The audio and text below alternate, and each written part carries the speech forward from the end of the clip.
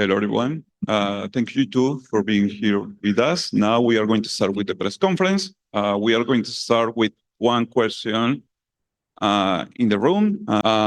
Nerds? Again, sorry. Hello, my name is Nerdscast, independent journalist and commentator from the States. Sorry for the loss. I know, first matchup here. This question goes to Josh RT and valyn. During this tournament, there have been a lot of really aggressive teams. And I know that talking to you guys in Americas, you sometimes have the mentality of goldfish brain and trying to remedy some of those situations. Are you guys going to be focusing on that going forward? How are you going to deal with some of these more aggressive teams? Yeah, I mean, goldfish just implies that we got to move on. Obviously, we wanted to win that match, and a lot of those rounds could have went our favor. But at the same time, we're kind of warming up into this game or into this tournament, unlike the other teams are coming up. So I kind of anticipate this would happen, not to this level, but now it's do or die. Go through the lower bracket, make sure the urgency is up there.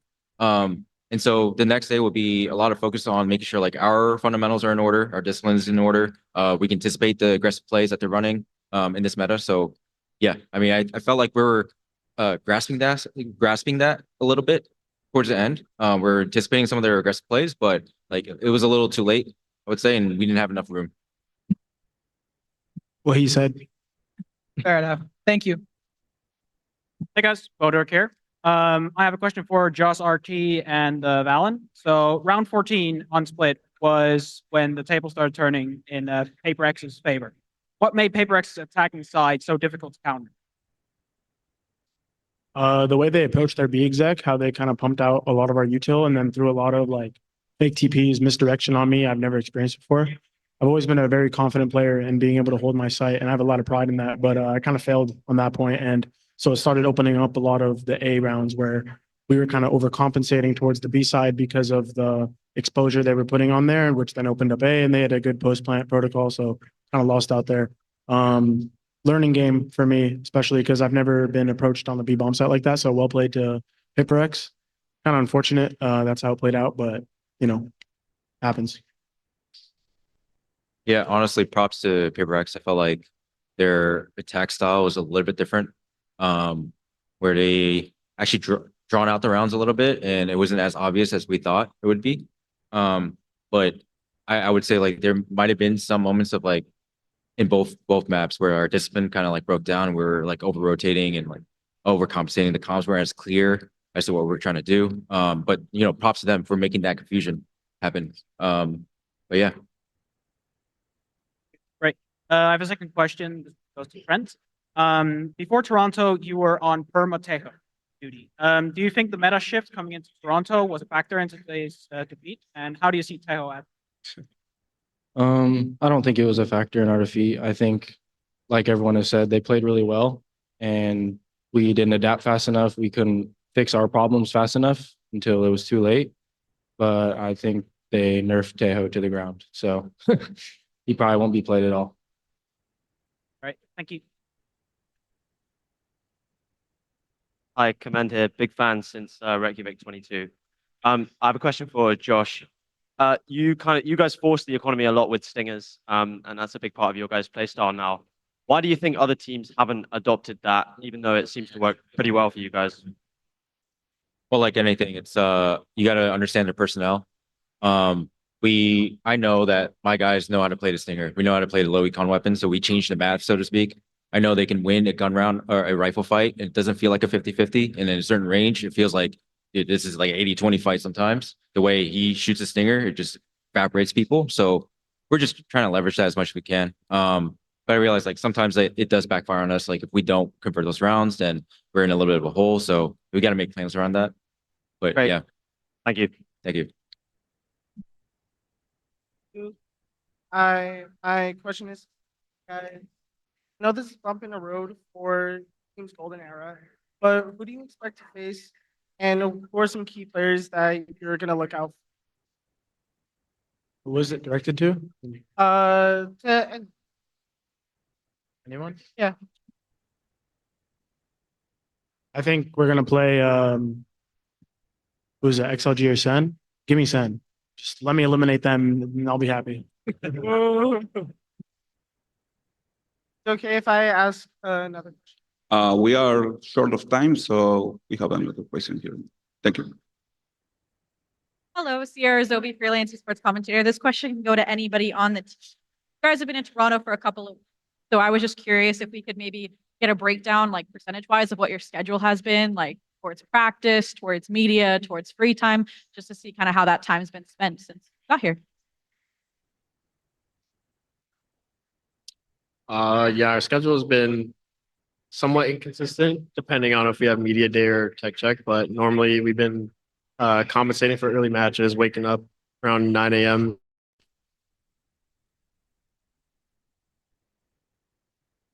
Please hear it out your speaker for a second. And and then yeah, we do this team VOD review session, 3 to 4 scrims, and then keep it short sometimes. But some days we have long days.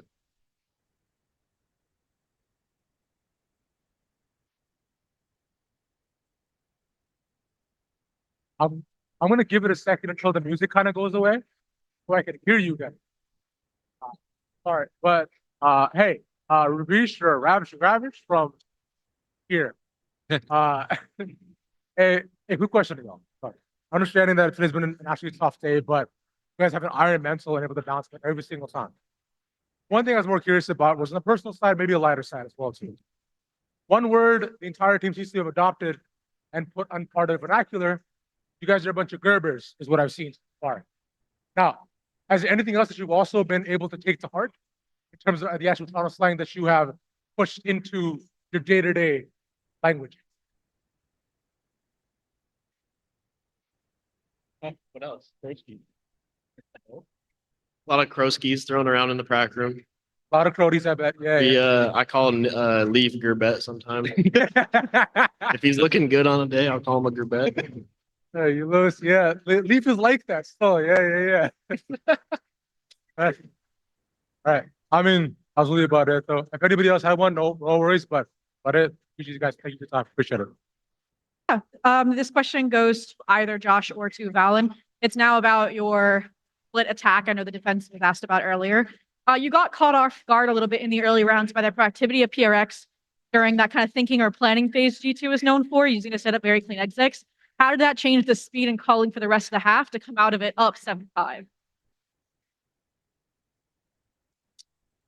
I mean, my perspective of the game is a bit different. I would say I didn't really get caught off by their pace change. That's just Valorant. Like, we take a piece of the map and they try to fight back for other map control. We know, like, people are known for that. I would say the one play that they did is when, like, Forsaken walked through his own B main smoke early, and that was definitely a catch off guard. But that was like a welcome to the server moment for me and Jonah, because PRX is known for those plays. But I felt in control. That's why we got the 7-5, regardless of the back and forth.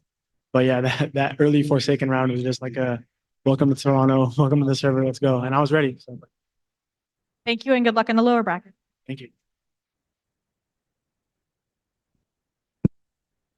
Now, yes, please type your questions on the chat. Ravish is going to help us to read the questions.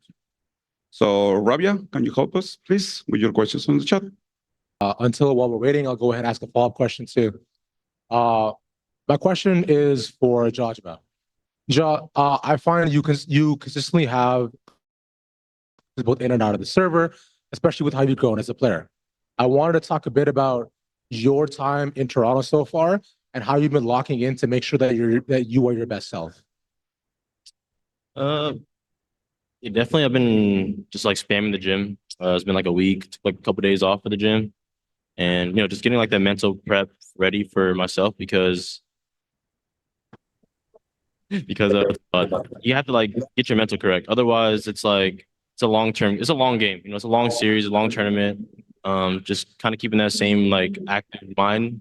Like when you wake up, having that early walk if you need with the sunlight, like getting all those things that add up to the big picture, which is like this long journey that we have. It's like that's kind of what we're working on. Besides that, just DMing, practicing, learning the lineups I need for my characters I have, and then just chill with the boys, get the chem right, get the feels right. Like I think that's the most important thing. And then that's what I try to carry throughout my day. Yeah. Noted. Thank you. So this is from Rabia to Coach Josh.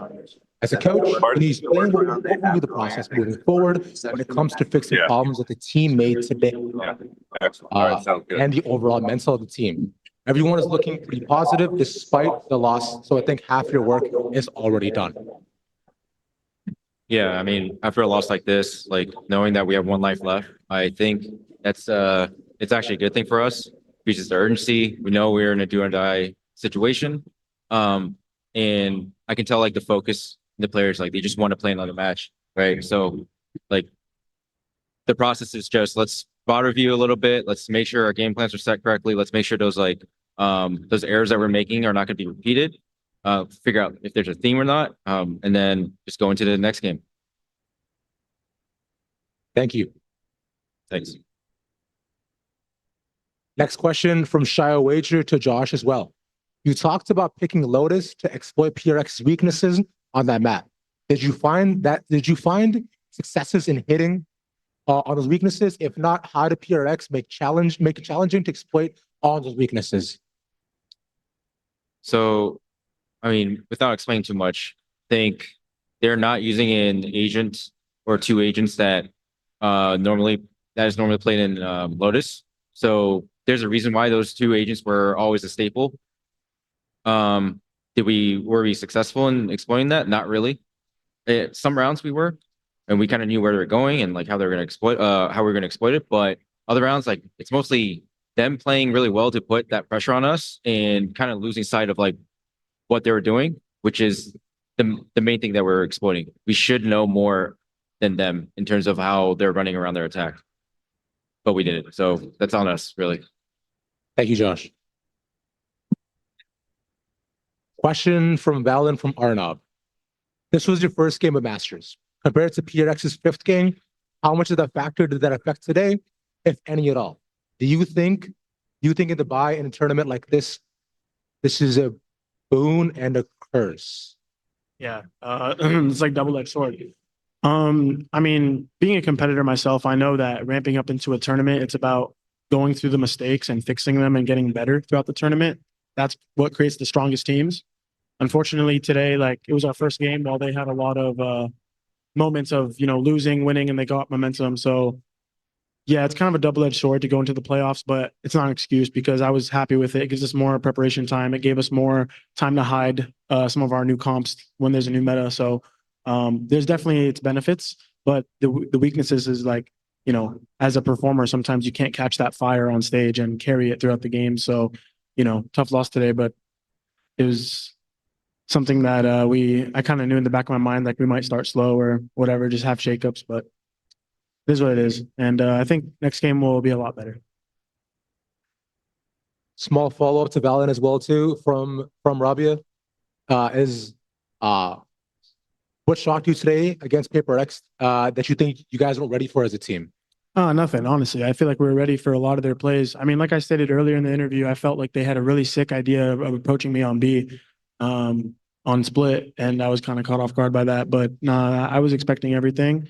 But they just played really good VALORANT. I mean, they played better than us. They deserve the win. Everything, all kudos to them. But I can't say that I came into this match unprepared or that I came into this match not knowing what to expect here. And final question from Pedro Romero to valyn as well. Sorry, Jake. Given that this match marked the first time since Champions 2024 that your team has faced PRX, with Patman's inclusion, is there a difference in their game and obstacles that they showed? If so, how much has their approach changed? As a style, I feel like they play relatively the same, but they have improved. I know they have some behind the scenes coaching to improve their macro in general. So they looked like a better understanding team. And Patman, he had his X factor moments. He had a lot of big rounds. He had a lot of, just key kills, especially on me. Like, I know like even Jogmo was like, yo, can someone sit this Patman guy down? Like, I'm not doing it. And so he had a game today. And, Mind Freak is also capable, but Patman really stepped up today. So congrats to him. And he looks like he's fitting in well with the squad.